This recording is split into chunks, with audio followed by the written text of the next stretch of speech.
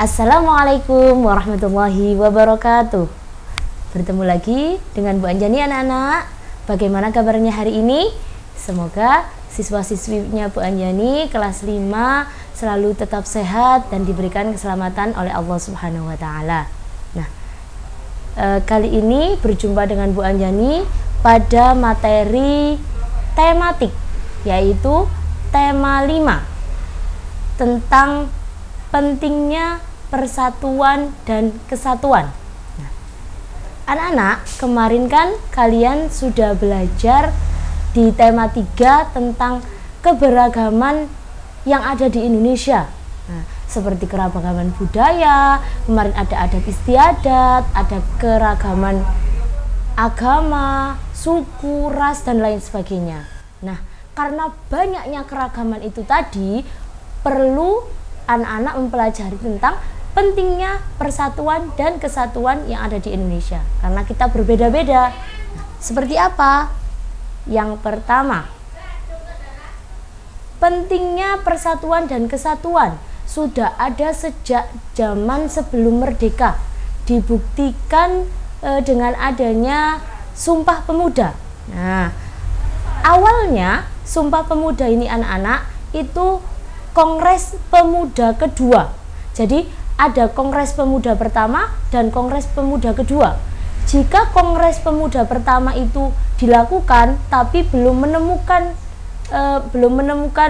rumusan yang tepat untuk Indonesia. Nah, pada saat di Kongres Pemuda kedua inilah yang terjadi pada tanggal 27 sampai 28 Oktober 1928 didapatkan yang namanya rumusan Sumpah Pemuda. Nah, tujuan dari dibentuknya kongres ini atau Sumpah Pemuda ini itu anak-anak untuk membangkitkan semangat para pemuda dan untuk membangkitkan rasa persatuan dan kesatuan yang ada di Indonesia. Di sini di foto ini Bu Anjani tampilkan tokoh-tokoh yang berjasa dalam Sumpah Pemuda. Nah, ada banyak sekali anak muda dari seluruh penjuru Indonesia itu bergabung dalam konferensi pemuda kedua ini. Sekitar ada 700 dari berbagai suku, ras, dari berbagai budaya. Oleh karena itu, gerakan ini itu termasuk dalam gerakan untuk meningkatkan atau membangkitkan persatuan dan kesatuan. Nah, di sini ada tokoh-tokoh yang berperan penting dalam Sumpah Pemuda. Yang pertama ada Muhammad Yamin. Jadi di konferensi pemuda kedua ini, Muhammad Yamin itu posisinya sebagai sekretaris. Beliau juga yang merumuskan. Beliau sendiri, beliau tunggal merumuskan kata-kata atau kalimat dari Sumpah Pemuda itu. Nah, pada saat itu anak-anak, karena konferensi ini juga dijaga ketat oleh polisi Belanda, di situ kita tidak boleh mengucapkan kata merdeka.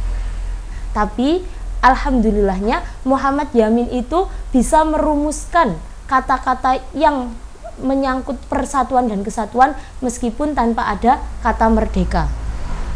Yang kedua yaitu Sugondo Joyo Puspito. Nah, di sini dia sebagai pemimpin Kongres Pemuda yang kedua, sekaligus beliau juga yang membacakan secara singkat tentang isi dari Sumpah Pemuda. Setelah itu baru dijabarkan lebih luasnya oleh Muhammad Yamin. Yang ketiga ada Muhammad Tobroni sebagai penggagas Sumpah Pemuda. Selanjutnya ada Sunaryo Sastrowardoyo sebagai penasehat panitia Kongres Pemuda yang kedua. Selanjutnya ada W.R. Supratman. Nah, kalian pasti kenal kan? W.R. Supratman adalah pencipta lagu Indonesia Raya. Di sini pertama kalinya di konferensi pemuda kedua dimainkan lagu Indonesia Raya. Nah, seperti yang dibilang Bu Anjani di awal tadi, bahwa konferensi ini tuh sangat dijaga ketat oleh pemerintah Belanda, oleh polisi Belanda. Maka dari itu lagu ini pada saat konferensi kedua itu tidak dinyanyikan dengan lirik, tapi hanya instrumen melalui permainan biola dari W.R. Supratman. Itulah pertama kalinya lagu Indonesia Raya didengarkan ke seluruh orang meskipun tidak pakai lirik. Selanjutnya ada Si Kong Leong. Beliau adalah pemilik rumah yang ditempati Kongres Pemuda kedua itu, dan rumah beliau ini sekarang dijadikan sebagai Museum Sumpah Pemuda yang ada di Jakarta. Selanjutnya ada Sutomo. Sutomo ini pendiri atau penggagasnya Budi Utomo. Nah, untuk penjelasan tentang Budi Utomo, setelah pembahasan Sumpah Pemuda, Bu Anjani akan menjelaskan tentang Budi Utomo sambungannya dengan Sumpah Pemuda. Nah, di sini Hari Sumpah Pemuda, kalau kalian tahu di awal, kan tadi diadakan tanggal 27 sampai 28 Oktober 1928. Itu kongresnya. Nah, pada dahulu kala itu anak-anak, tahun itu tidak ada istilah Sumpah Pemuda. Baru pada tahun 1959 pada Kepres nomor 316 tahun 1959, tepatnya 16 Desember 1959, disinilah ditetapkan bahwasanya tanggal 28 Oktober itu sebagai Hari Nasional, Hari Sumpah Pemuda, tetapi Hari Nasional yang tidak libur. Nah, jadi yang awal dulu sebutannya hanya Kongres Pemuda II, bukan Sumpah Pemuda.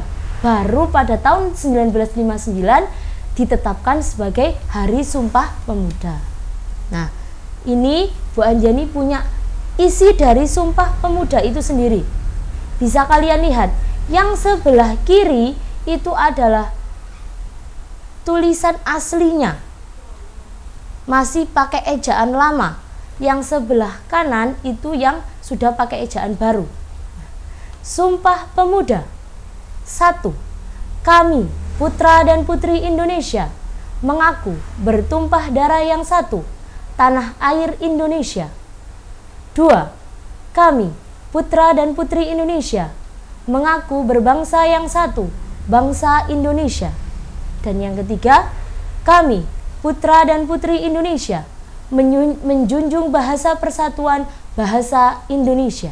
Nah, di sini dari isi Sumpah Pemuda ini, meskipun tidak ada kalimat merdeka, tapi menunjukkan adanya rasa persatuan dan kesatuan dari seluruh Indonesia, dari seluruh anak bangsa, baik itu yang berbeda agama, berbeda warna kulit, berbeda ras, dan berbeda lain-lainnya. Dari isi Sumpah Pemuda ini menunjukkan rasa persatuan dan kesatuan. Apa sih Bu manfaat yang bisa kita dapatkan dari peristiwa Sumpah Pemuda? Yang pertama, yang tentunya mewujudkan rasa persatuan dan kesatuan. Yang kedua, mempererat persaudaraan. Jadi kita tidak membeda-bedakan, baik itu yang agamanya Kristen bisa berteman dengan yang Islam, asalkan bertemannya dalam hal yang positif. Yang ketiga, musyawarah untuk mencapai mufakat. Yang keempat, mewujudkan kerukunan. Yang kelima, menumbuhkan semangat bekerja keras. Dan yang terakhir ada semangat gotong royong dalam membangun bangsa. Itulah tadi beberapa manfaat dari adanya peristiwa Sumpah Pemuda. Selain itu anak-anak, masih banyak lagi manfaat yang bisa kita dapatkan. Selanjutnya yaitu organisasi Budi Utomo. Seperti yang disampaikan Bu Anjani di awal, ada hubungan antara organisasi Budi Utomo dan Sumpah Pemuda. Jika Sumpah Pemuda itu tadi kebangkitannya anak muda, nah, kalau Budi Utomo ini itu membangkitkan semangat nasionalnya orang Indonesia, masyarakat Indonesia. Nah, seperti apa Bu? Organisasi Budi Utomo ini pelopornya atau penggagasnya adalah Dr. Wahidin Sudirohusodo. Beliau adalah salah seorang dokter yang terkenal dari keluarga yang berada, tetapi beliau itu sangat suka bergaul dengan orang yang biasa saja meskipun dari segi kekayaannya itu berada di bawah beliau. Nah, dari sini dari saking seringnya beliau bergaul dengan orang yang lebih di bawahnya, beliau ingin menunjukkan atau membangkitkan semangat orang Indonesia itu biar membela negaranya tidak hanya dari segi fisik, tapi juga dari segi pendidikannya. Nah, di sini Dr. Wahidin Sudirohusodo itu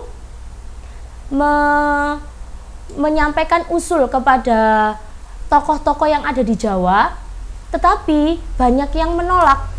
Akhirnya usulnya itu diterima oleh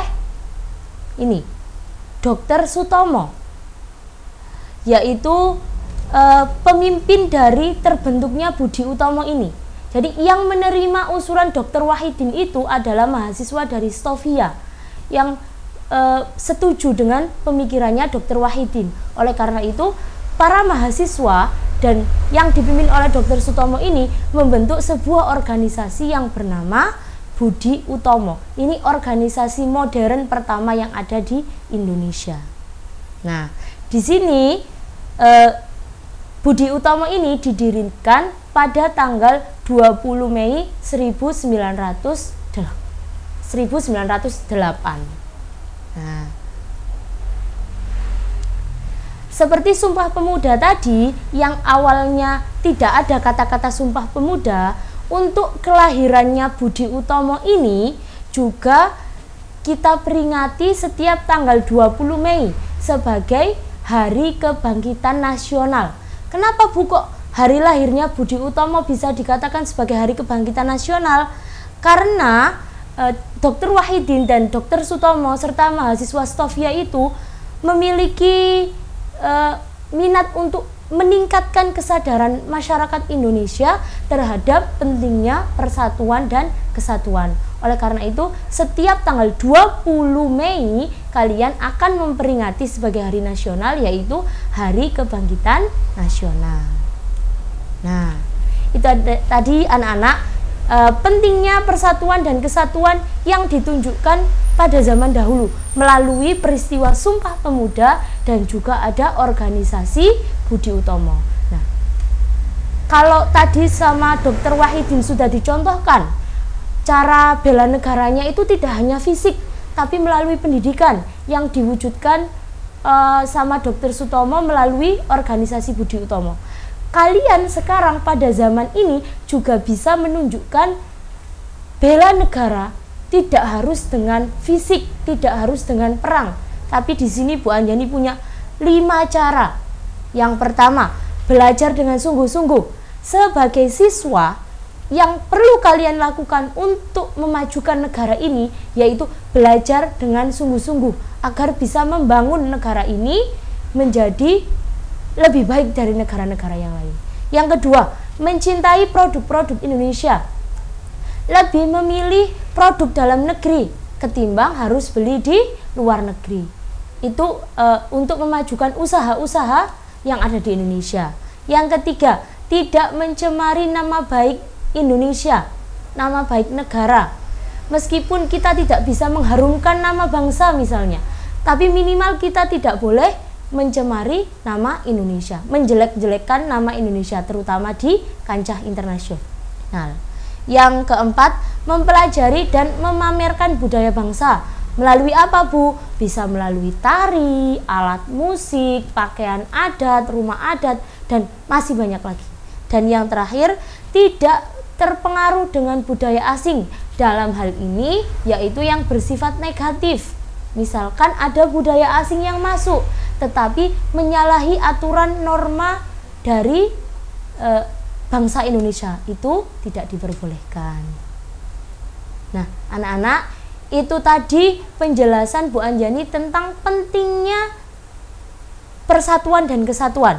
Untuk tugas kalian di rumah, yang pertama, Bu Anjani tadi di awal sudah menyampaikan isi Sumpah Pemuda. Sekarang tugas kalian menghafalkan dan mengirimkan videonya ke guru tematiknya masing-masing. Yang kedua, buatlah sebuah poster yang temanya tentang Sumpah Pemuda. Kebetulan bulan kemarin kalian sudah memperingati Sumpah Pemuda, yaitu pada tanggal 28 Oktober. Yang ketiga, kerjakan LKS tema 5 evaluasi PPKN halaman 30 sampai 31. Nah, sekian anak-anak pembelajaran dari Bu Anjani. Semoga bisa bermanfaat buat kalian. Tetap semangat di rumah, tetap jaga rasa persatuan dan kesatuan. Meskipun kita tidak sekolah, tapi juga menjaga rasa persatuan dan kesatuan di lingkungan masyarakat. Sekian dari Bu Anjani. Mohon maaf bila ada salah-salah kata. Wassalamualaikum warahmatullahi wabarakatuh.